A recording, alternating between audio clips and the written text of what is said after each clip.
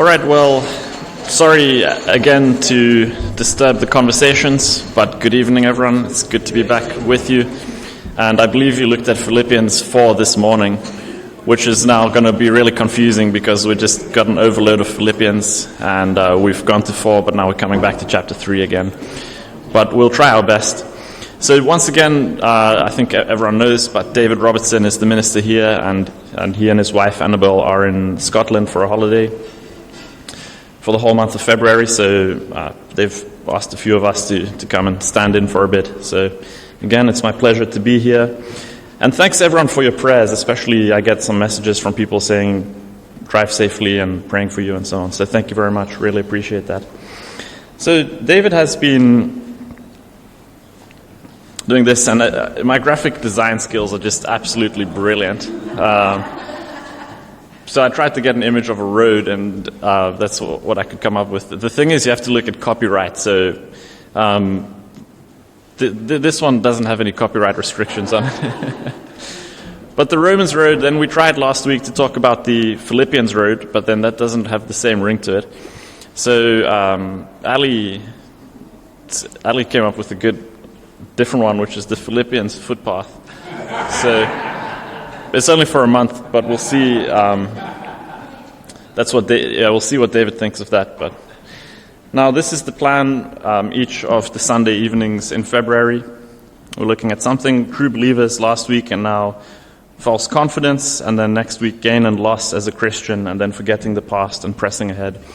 Each of these is important, and it's important because it's in God's Word, but it's important, I think, for this congregation and for this group who comes here in the evenings, because it covers a good range of things which are important for new believers or a new church, or important for a church to think about at any time.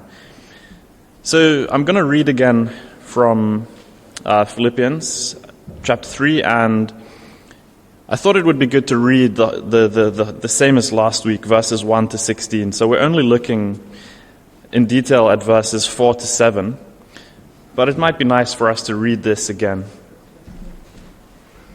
So let's turn now to God's Word in Philippians chapter 3, and I'll read from verse 1 to verse 16. All right, here we go. Further, my brothers and sisters, rejoice in the Lord. It is no trouble for me to write the same things to you again, and it is a safeguard for you. Watch out for those dogs, those evildoers, those mutilators of the flesh.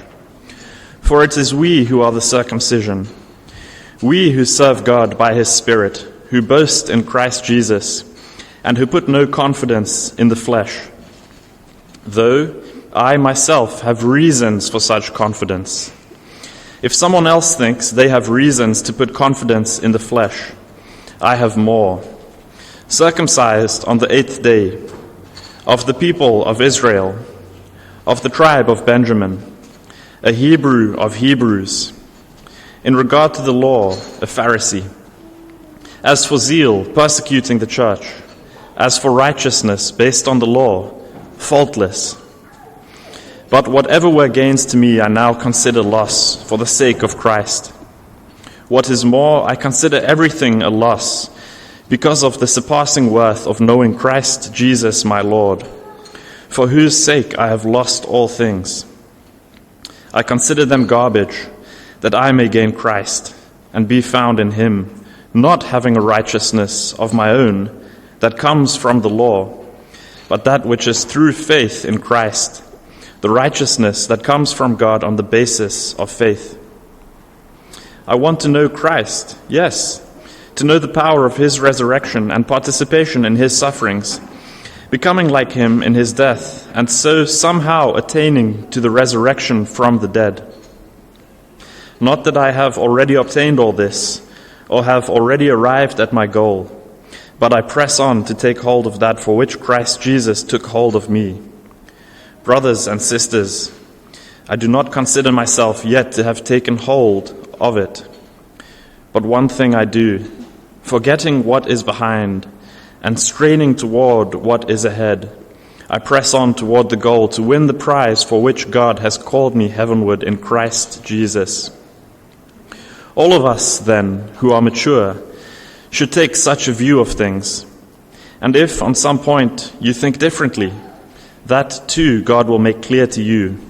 Only let us live up to what we have already attained.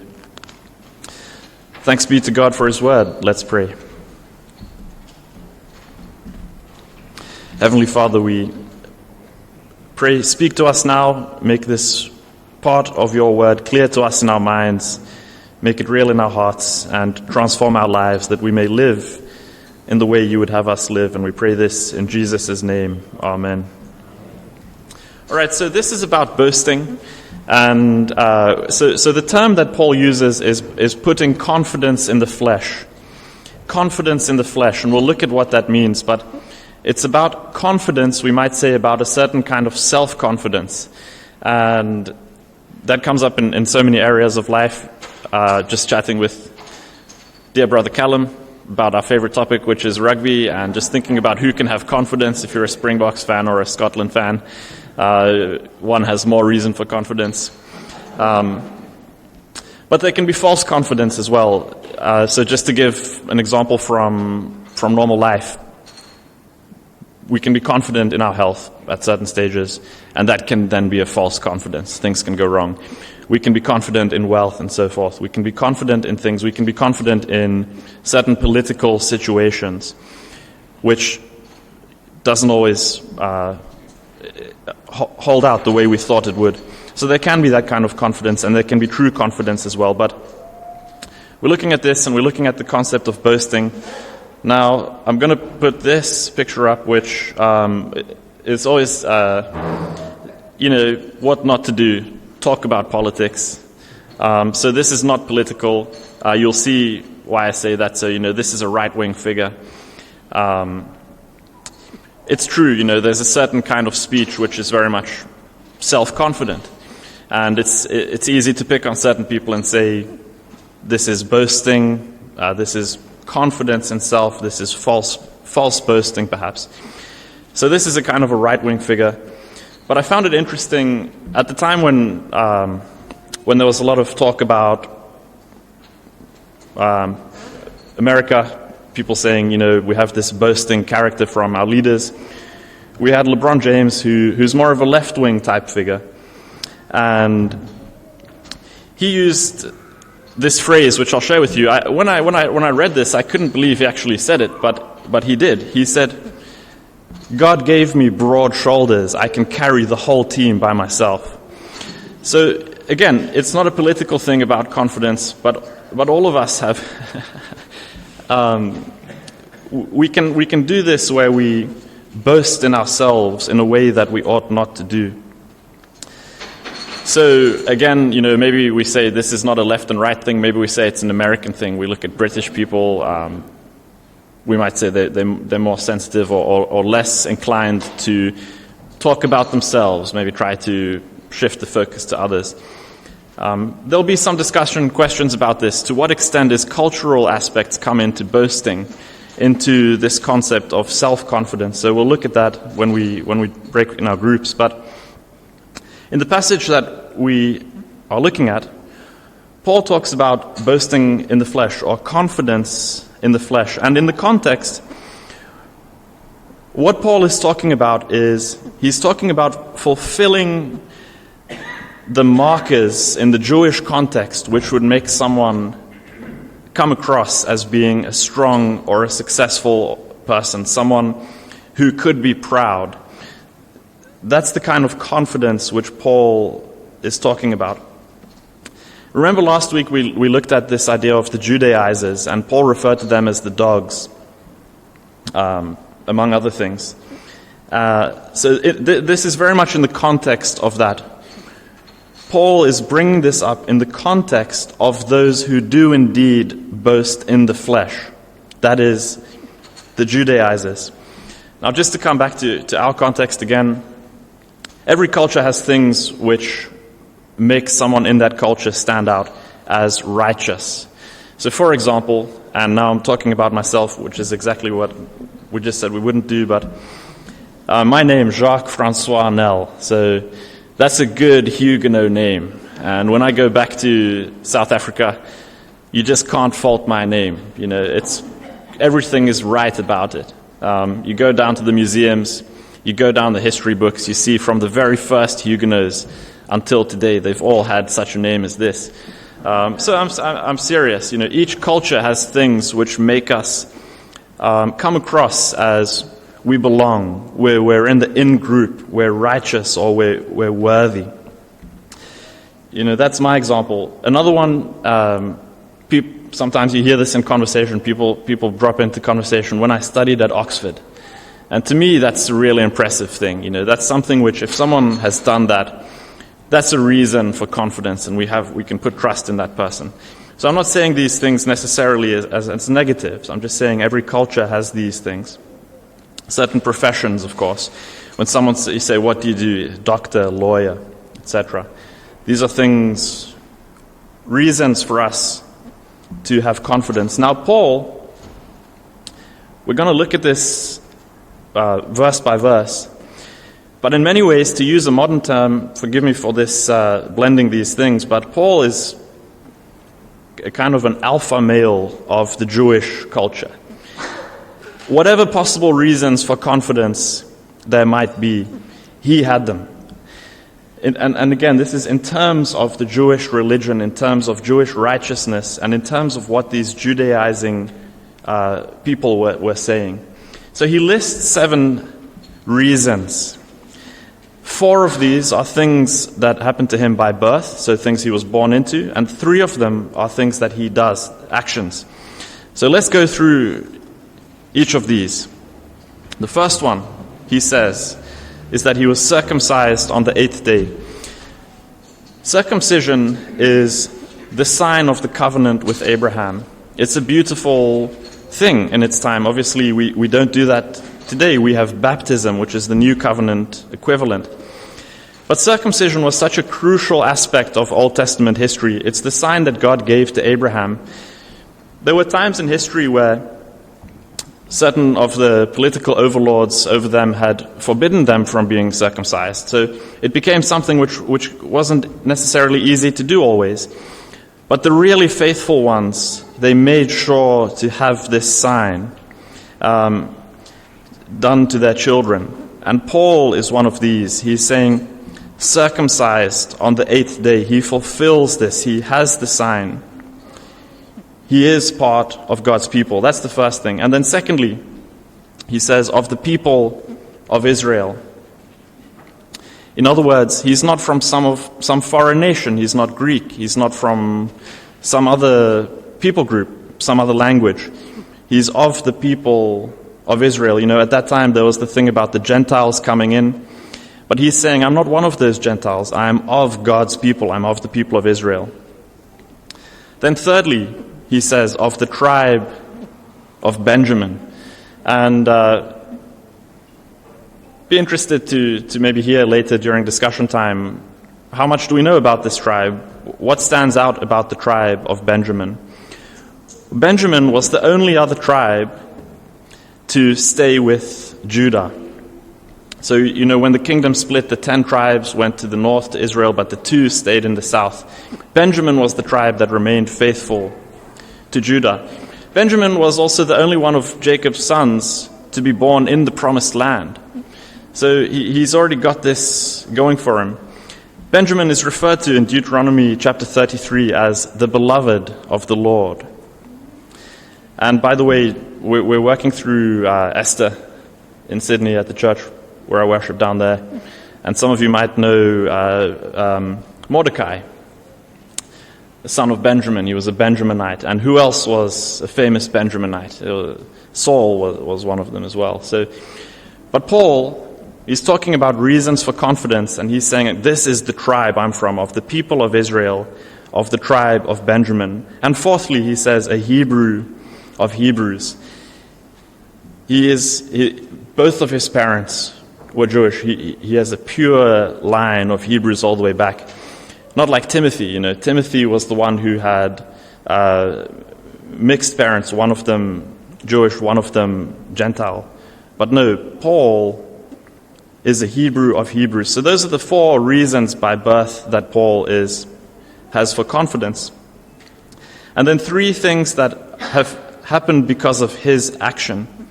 So, in regard to the law, he says, a Pharisee. Now, there were 4 groups, political groups at the time. We don't have to go into them that much. You might have heard of the Sadducees, the Zealots, and the Pharisees. And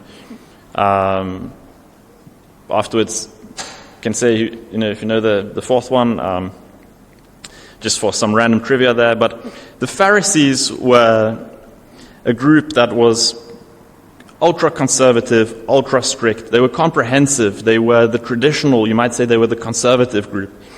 They were strict on the law. They knew the law well. And Paul, not only was he a Pharisee, but he'd studied under Gamaliel, who is this leading teacher, a well-known name that people would have recognized. Paul is saying, in regard to the law, he's a Pharisee. And then 6thly, he says, as for zeal, persecuting the church. It's not that he's some sort of bookworm. He is zealous. And the Zealots, of course, were another one of these kind of groups of Jewish people at the time. They believed in action. You might even go so far as to say they believed in the right kind of political violence at certain times, if there is such a thing. But Paul is saying, as for zeal, I was the one who persecuted the church. He's not lacking behind anyone. He has reason for confidence. And then 7thly, finally, and in many ways this is the climax of the whole list. As for righteousness based on the law, what does Paul say he is? He says faultless. And in other words, he's saying he cannot be faulted. He's not claiming to be perfect in every way. We know from his writings that he doesn't believe that. But he is saying he's above board, he's above reproach. In the modern times we think about elders, and one of the qualifications to be an elder is that elders must be above reproach. And that's the kind of thing that Paul is saying here. He is not addicted to alcohol. He's not a womanizer. He doesn't have money addiction problems or anything like that. As far as anyone can see from the outside, he describes himself as faultless, and we have every reason to believe that that is true. So again, this is the climax of Paul's list, and he's referring not just to certain aspects of the law, but every detail of the law, every part of it, he is saying he's faultless. So why is it that Paul is saying all of this? Why is this important? It's important because Paul is rejecting these things as the basis for confidence. So to reject something that you don't have can sometimes come across as a bit petty or something. So, for example, let's say if I was someone who, or let's say someone doesn't have much wealth at all, but then they become one of these people who join these 1% protests in Wall Street and protest wealth and property and protest all these things. So they're rejecting something that they don't have anyway. And it comes across as a bit petty. It's different if someone like Bill Gates, who's got it all, was then to say, I reject physical property and all possessions. It comes across differently.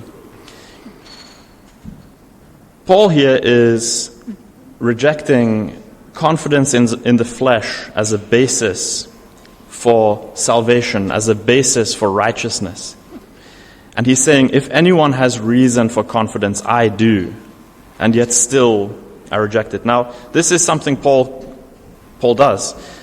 One other example, in 1 Corinthians chapter 14, he's talking about speaking tongues, and he's going to go ahead and say, speaking in tongues is something that should be limited and that should be controlled. But he balances that by saying, I speak in tongues more than anyone, and yet I would rather speak 5 words with my mind than to speak in tongues. So that's something similar to what Paul is doing here. For all intents and purposes, Paul has all righteousness by the law. We know not perfectly, but as far as possible he has it. And yet he considers it all to be loss. We look at the end there. But whatever were gains to me, I now consider loss for the sake of Christ. And he's saying that it is a false confidence. To put our confidence in these things, as the Judaizers were doing, is a false confidence. The key question for us tonight is, in what are we putting our confidence? So we're going to have time for discussion soon, but just some categories to prompt the discussion. What kinds of things can we put our confidence in? It could be things that we are, things about us, who we are. It could be things that we have, possess. It could be things that we do. And it could also be religious type things. So these are all things to consider in a moment in the discussion groups. But when Paul was converted, he came to see his utter need and his helplessness. And he came, therefore, to see Christ's mercy. A lesson my father taught me early on in life, which I remember, you always have these precious lessons which stick with you. But I remember speaking to him about this kind of thing once and saying how it had struck me how great my need, how far short I fall. And he said to me, that's a very, very important starting point, to realize our need, of Christ, and to realize how far short we fall, how unable we are, how much we sin. This is the crucial starting point. And Paul here, he's really twisting things. He's listing the best of his life. And he's saying these things are actually loss. When Paul met Christ, he came to realize that all his righteous zeal was leading him in the wrong direction. The more he focused, the more he meditated upon his achievements, his assets, whatever, his family line, the more it was actually taking him away from God, not to God. One of the discussion questions will be about this. What things are actually hindering us in drawing nearer to God, and in what ways can we then draw nearer to Him? But to finish with this quote here, I'll read this and then we'll go over the discussion questions. But the clearer we behold the light of Christ, the better we understand the darkness of the human condition. So I think this is true. We can get this from both angles. You can see the darkness of the human condition, and some people see that more than others, and so be drawn to Christ. But as we see Christ more and more, we see His beauty, we see His holiness, His righteousness, His love, His mercy.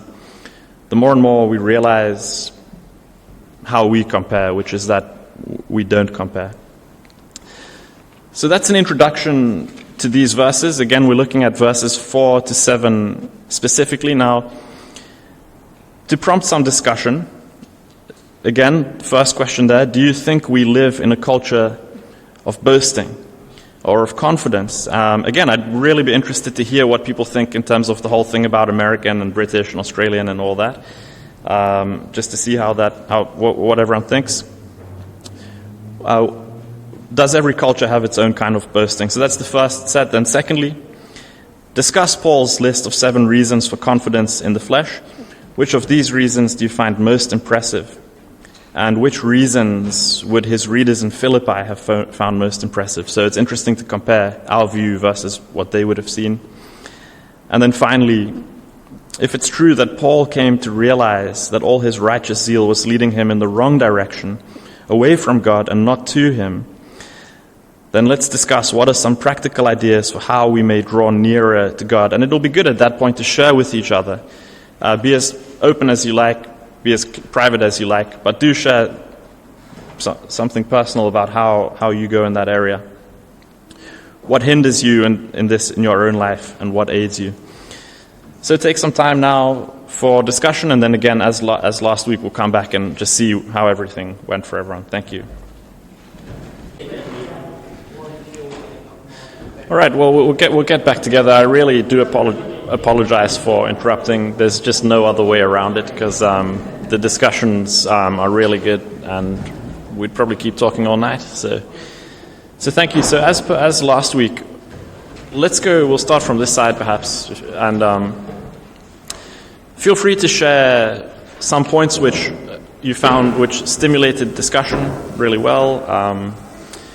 Any questions, but especially any sort of group things that you thought were interesting about this. I'll start, but the others can contribute if they want. Just in terms of living in a culture of boasting, we thought that Australia does have some boasting, and it was interesting to hear from the younger people here about, the different ways that people boast. I mean, some people even at school boast about, doing badly, and that's kind of a culture that you can be in, or maybe a sporting culture, or those sorts of things. We talked about the fact that in Australia, owning a house is one of the things that many people aspire to, but it is going to be difficult, obviously, for the kids who are coming through now, and that is going to be a bit of an issue. We talked about Paul's reasons for confidence, and thought that perhaps the fact that he did manage to keep the laws was quite impressive, and obviously that doesn't speak to his heart attitude, but certainly superficially he was doing all the right things.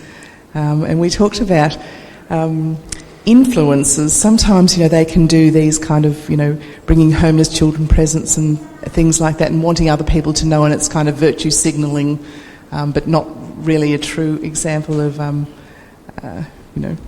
doing something very, very good.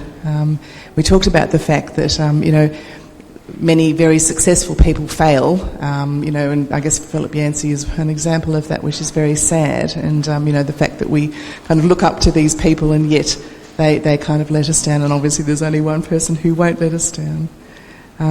We talked about ways, practical ideas for drawing close to God.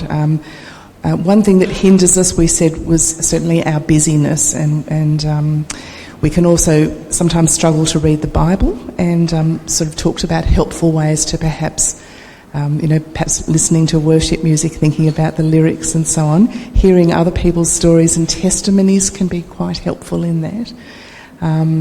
But the centrality of the Bible needing to be there to kind of keep us on track.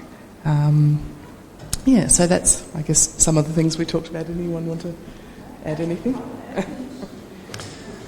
Thanks, Joe. Yeah, I resonate with what you said about busyness keeping us from God, absolutely, and just the time to be able to commune with God and draw near to Him.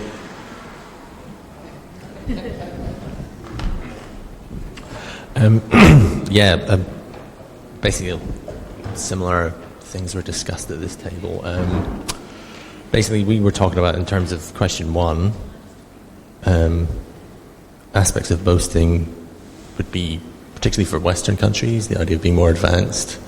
I think they mentioned like hubris, the idea of the very hubris culture, in the sense that we are technologically advanced and I suppose morally advanced. There's this idea there that we've kind of reached this point where we can tell the rest of the world what they need to do and how they are to behave. In terms of Paul's confidence, one thing that we spoke about that we think would have been impressive would have been the idea of being based in the law faultless. Like, that's quite a bold claim to make. It's basically that he was a Pharisee and they were like the cream of the crop, essentially. And also, basically for like question 3, in terms of practical ideas, there would have been things like, reading your word, trying to be consistent, trying to get into forces of, natures of habit. We're creatures of habit, I suppose, and the idea of trying to avail yourself of like the means of grace and things like that, like being able to pray as much as you can, going to prayer meetings, going to Bible studies, etc. That these are things that have been given to us that, allow us to grow in our understanding and in our faith, I suppose. Yeah, thank you very much, guys. I like what you said about in the Western world, seeing ourselves as not only technologically advanced but morally advanced as well, and then we sometimes try to impose Western values on others. Yeah, and in terms of bringing that to a religious context, in Paul's context, he was also talking about this idea that there was a certain way which was better, and how that could draw them away from Christ. So, yep. And I also note that it's interesting, both groups so far have spoken about prayer, Bible reading, the means of grace, and so on, as a way to draw near to God. So thank you very much.